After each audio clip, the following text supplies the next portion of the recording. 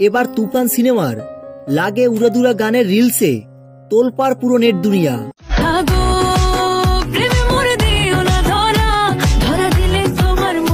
সম্প্রতি প্রকাশিত হয়েছে তুফান সিনেমার প্রথম গান লাগে উড়াদুরা।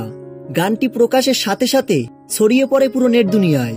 একের পর এক রিলস ভিডিও বানিয়ে নজর কাড়ছে সকল তরুণ তরুণীরা।